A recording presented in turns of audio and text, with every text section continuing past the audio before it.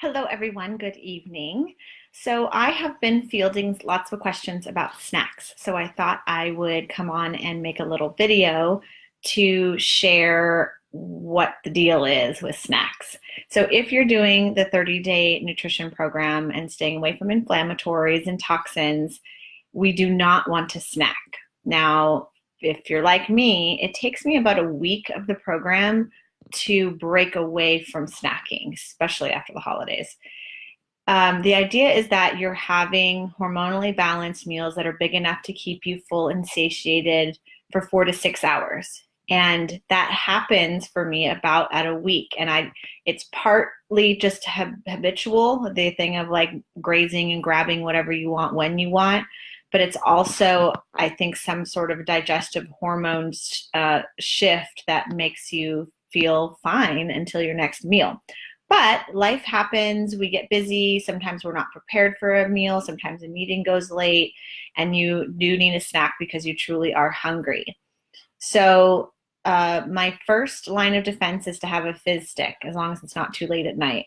So that is going to naturally curb some appetite. It's going to be more flavorful than water and give you some energy that can get you through to the next meal. If that doesn't suffice, then having a hormonally balanced snack, just like our meals, but obviously smaller.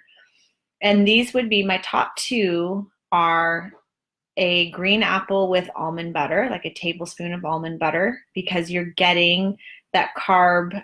There's some protein in the almond butter and fat, and we want to count it as a fat primarily, but for the snack, that'll work. Hummus is naturally hormonally balanced because of its ingredients. So having hummus and some carrot or celery sticks would be a good idea, or cucumber slices. So make sure that you have those things in your refrigerator or at your office or wherever you are. And then the third would be an Arbonne protein bar, because those are less than 200 calories, I think about 170 if I remember. And they have our vegan protein in them and that nice balance of nutrients. So a question that I got today, which was ironic because I'd actually been lured into a paleo dessert posting that sounded delicious. Well, most of us paleo desserts, they're going to have coconut flour and nuts and things like that, which is all fine, but they usually have some sort of sweetener. So I think the one I was looking at had coconut sugar, and someone else's had maple syrup that they were looking at. And those are still sugar. So those are going to be maybe more unrefined, healthier sources of sugar, but they're still sugar. So we are avoiding all forms of that on the 30-day program. So save those, pin them for after the program when you are and allowing yourself a little bit of a cheat. And then really eating when you are hungry is important. So we kind of have to really learn the triggers.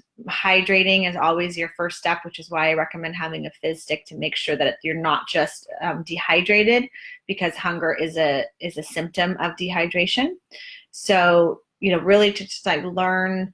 In the morning, sometimes I feel really hungry right away, and I find as soon as I drink my glass of water or my detox tea, that has gone away, so that I can, slowly start to make my shake or my breakfast. So those are my tips on snacking.